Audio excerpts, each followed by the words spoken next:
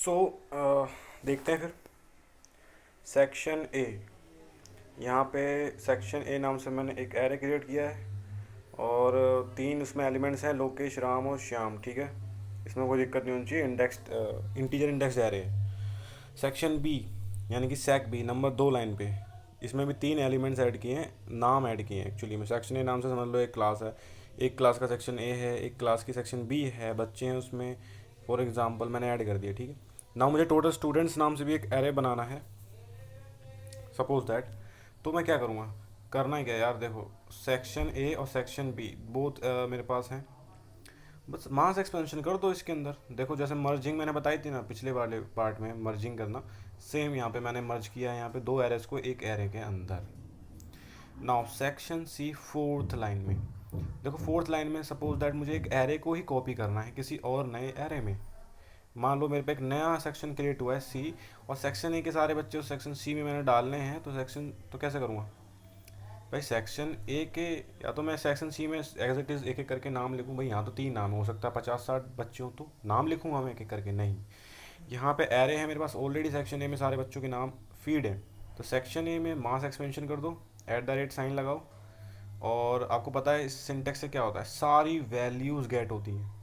उन वैल्यूज़ का आप कुछ भी करो, इको करो, उसको प्रिंट करो या कुछ भी। तो यहाँ मैं प्रिंट नहीं कर रहा, वो सारी वैल्यूज़ मैंने डाल दी इस ब्रैकेट्स के अंदर। कौन सा ब्रैकेट्स, जिन ब्रैकेट्स के अंदर हम वैल्यूज़ देते हैं एरेज की, वहाँ हमने एज अ वैल्यू इस पूरे सेक्शन ए की वैल्यूज उठा के दे दी, तो पूरा कॉपी हो गया। नाउ अब सेक्शन डी नाम से एक क्रिएट किया मैंने, स्पैरो लॉयन टाइगर। जी हाँ, ये चिड़ियाघर है सेक्शन डी। ओके, तो डिक्लेयर, अब कौन आ रहा है, डिक्लेयर क्यों कर रहा हूँ मैं, यहाँ पे एसोसिएटिव एरेज आ रहे हैं क्योंकि उनको डिक्लेयर करना पड़ता है, और ये एक तरीका ही बस यही है। तो declare hyphen A capital A move is रिक एंड क्लास रिक। देखो मैं एक लाइन में मल्टीपल एसोसिएटिव एरेज डिक्लेयर कर सकता हूँ, यहाँ दो करें, मूव इज रिक और class Rick. Move is records and class records नाम से। मूव इज रिक यानी कि मूव इज रिकॉर्ड्स के लिए मैंने शॉर्ट में यूज़ किया है। 7th लाइन पे देखो, move is Rick equals to, assignment operator use किया है, कोई स्पेस नहीं, देन वही ब्रेसिस हैं, ओपन क्लोज, एंड बीच में देखो सारा मैटर है, बीच में आपका कीज़ है। कीज़ में देखो 1998। अब आप कहोगे सर आपने तो मना किया था इंटीजर नहीं आ सकता। जी हाँ, ये इंटीजर नहीं है, यहाँ पे मैंने इंटीजर, मैंने नंबर लिखे तो हैं, बट बैश इसको एज अ स्ट्रिंग ही ट्रीट करेगा। आप इसमें कोई अर्थमेटिक ऑपरेशन नहीं कर सकते। यस, तो 1998 ये स्ट्रिंग है, equals to, then double quotes में टाइटैनिक लिखा है, स्पेस, देन 2000, गलत मोड। अच्छा, एक चैलेंज दे रहा हूँ, गलत मोड बताओ कौन सी पिक्चर है, हॉलीवुड की पिक्चर है, ये मैंने लिखा है इस तरीके से। कौन सी पिक्चर के बारे में बात कर रहा हूँ कमेंट में बताना।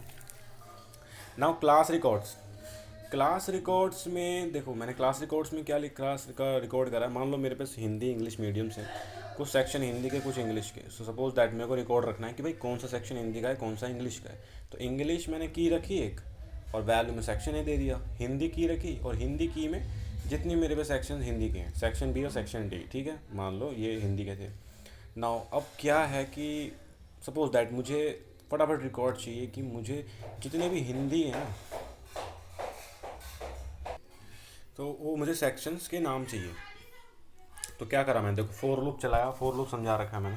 फोर, देन एक वेरिएबल का नाम मैंने कुछ भी दे सकता हूँ, की दे दिया यहाँ पे, इन, ये कीवर्ड है, फिक्स आएगा ही।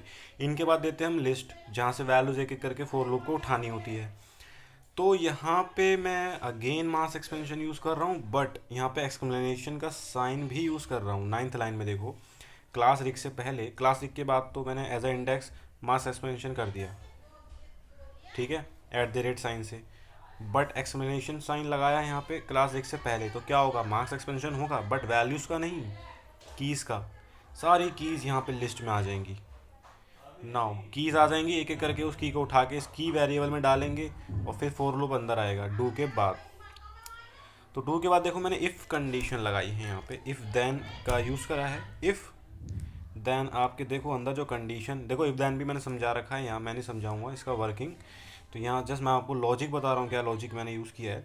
अब मैंने क्या करा, की वेरिएबल है, उसमें सबसे पहले उठ के क्या गया होगा, क्लास रिक में देखो, क्लास रिक एरे में सबसे पहली की इंग्लिश है, ENG, वो गई होगी की में।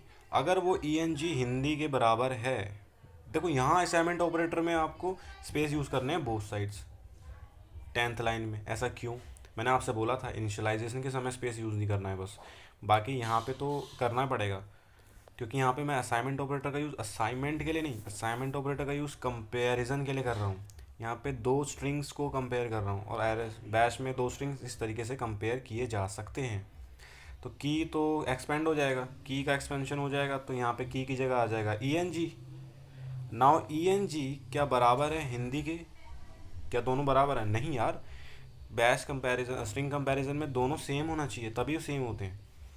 तो ई एन जी बराबर ई एन जी तो ट्रू होगा। अब ई एन जी बराबर हिंदी ट्रू नहीं है, इट्स मीन्स अगर इफ़ के अंदर वाला पार्ट एग्जीक्यूट नहीं होगा, okay then for loop again चलेगा, क्योंकि अब इफ़ के बाद तो कोई लाइन है नहीं एग्जीक्यूट करने को फोर के पास, तो फोर लूप दोबारा यहाँ पर स्टार्टिंग में आएगा, एंड अब वो उठाएगा हिंदी, क्योंकि अब दूसरी की वही है। Hindi equals to Hindi if में देखो बिल्कुल है। नाउ देन के अंदर वाला पार्ट एग्जीक्यूट होगा, सेक्शन ऑफ हिंदी। अब हमने यहाँ पे की दे दी, की में क्या सेव हुआ है? हिंदी। नाउ क्लास रेक की हिंदी की में क्या डेटा है? सेक्शन बी और सेक्शन डी, सेक्शन बी और सेक्शन डी प्रिंट हो जाएगा। अभी मैं इसको रन करके दिखाऊंगा, अभी मैं ओरली बता रहा हूँ। ओके, इसे अब देखो नीचे आओ, 15 लाइन में देखो, 15 लाइन में मैंने अगेन की नाम से, देखो की नाम से मैं अगेन ले सकता हूँ, इसमें कोई दिक्कत नहीं है। की नाम से अगेन वेरिएबल लिया फोर लूप के लिए। नाउ यहाँ पे मैं क्या कर रहा हूँ, अगेन मैंने वही सेम, देखो सेम लाइन है तो मैं बता नहीं रहा किसके क्या होगा इस लाइन से।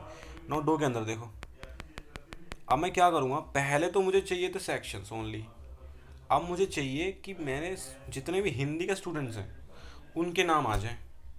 तो सबसे पहले क्या करना पड़ेगा, पहले तो मुझे सेक्शन ढूंढने पड़ेंगे हिंदी के। ना उन सेक्शन से मैं निकाल लूँगा बच्चे, यानी कि उनके नाम। कैसे? देखो, ना डू के अंदर इफ़ कंडीशन लगा रखी है मैंने, की में अगेन आएगा सबसे पहले ई एन जी हिंदी बराबर नहीं होता तो इफ़ वाला पूरा पार्ट एग्जीक्यूट ही नहीं होगा। देन अंदर एक फोर लूप, वो भी इफ़ के अंदर ही है तो ये एग्जीक्यूट होगा ही नहीं। अगेन अब आएगा की के अंदर Hindi, Hindi equals to Hindi, okay true है। 16 लाइन में देखो ट्रू है। देन उसके बाद 17 लाइन वाली 17 लाइन एग्जीक्यूट होगी, सेक्शंस। अब सेक्शंस क्या है यहाँ पे, एरे है या वेरिएबल, मतलब एरे है या नॉर्मल वेरिएबल है कोई? जाहिर सी बात है एरे है, वो भी इंटीजर इंडेक्स एरे है, क्योंकि सेक्शंस तो मैंने कहीं डिक्लेयर किया नहीं कैपिटल ए से, तो यानी कि इंटीजर इंडेक्स एरे है। प्लस मैं ब्रैकेट्स का भी यूज़ कर रहा हूँ, तो इस तरीके से तो एरे ही इनिशियलाइज होते हैं। अब उसके अंदर मैंने दिया क्या है, उसके अंदर मैंने दे दिए क्या, कीज़। मतलब जो मैंने की मेरे पास पड़ी हुई है, की क्या पड़ी हुई है? हिंदी, ठीक है। तो क्लास रिक में की दिया है एज ए इंडेक्स, तो मतलब हिंदी दिया है एज ए इंडेक्स, तो क्लास रिक के हिंदी इंडेक्स में क्या पड़ा है? सेक्शन बी और सेक्शन डी। 8th लाइन में देखो, हिंदी में मैंने सेक्शन बी और section D as a value दी थी, तो यहाँ वो एक्सपेंड होगा, सेक्शन बी और सेक्शन डी आएगा। नाउ सेक्शंस नाम से जो एरे बनाया है 70 लाइन में, इसके अंदर दो वैल्यूज़ हैं, सेक्शन बी और सेक्शन, मतलब सेक बी और सेक डी, ठीक है। Sine theta cos theta sec theta उसकी बात नहीं हो रही है, ठीक है। तो सेक बी और सेक डी।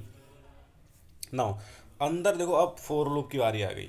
फोर लूप में अब मैंने एक न्यू वेरिएबल इंट्रोड्यूस किया है सेक, ठीक है। सेक नाउ इन, नाउ लिस्ट दिया है, लिस्ट में क्या दिया है? पूरे सेक्शंस का मार्क्स सस्पेंशन कर दिया है, सेक्शंस में जो भी है यहाँ पे दे दिया है। क्या है सेक्शन में?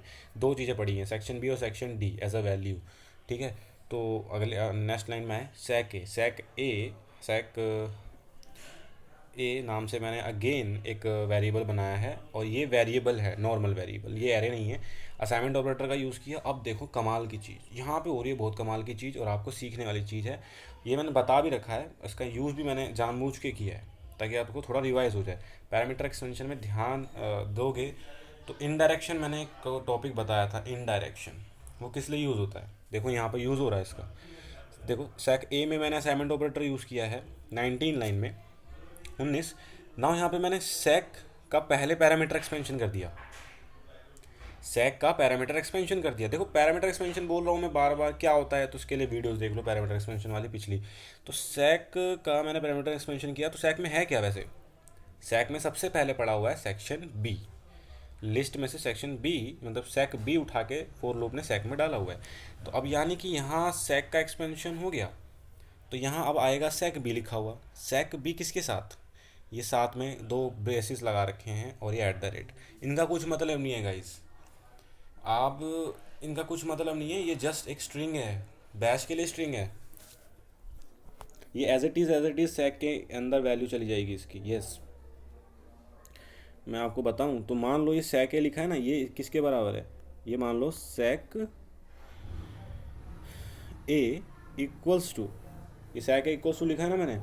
अब देखो sec का एक्सपेंशन हो गया, अब ये sec का एक्सपेंशन की जगह क्या आएगा, सबसे पहले sec b ये लिखा आएगा बैश के नज़रिए में। ठीक है, मैं आपको बता रहा हूँ बैकग्राउंड में क्या हो रहा होगा, आपके सामने थोड़ी होगा ही, मैं बता रहा हूँ बैकग्राउंड में क्या हुआ होगा। देन ये देन एट दी रेट, यानी कि ये लिखा है मैंने वहाँ सेक्शन ए इक्वल्स टू में, बट sec की जगह sec भी आ गया सबसे पहले। तो ये जो है ना, ये कुछ नहीं है, मीनिंगलेस है बैश के लिए, क्योंकि यहाँ पे मैंने ना तो डॉलर का साइन लगाया है इसका एक्सपेंशन करने के लिए। ठीक है, जब मैंने डॉलर का साइन लगाया ही नहीं एक्सपेंशन करने के लिए, तो क्या बैश क्या समझे इसको, sec भी इसका ऐसा कुछ है, होता नहीं है।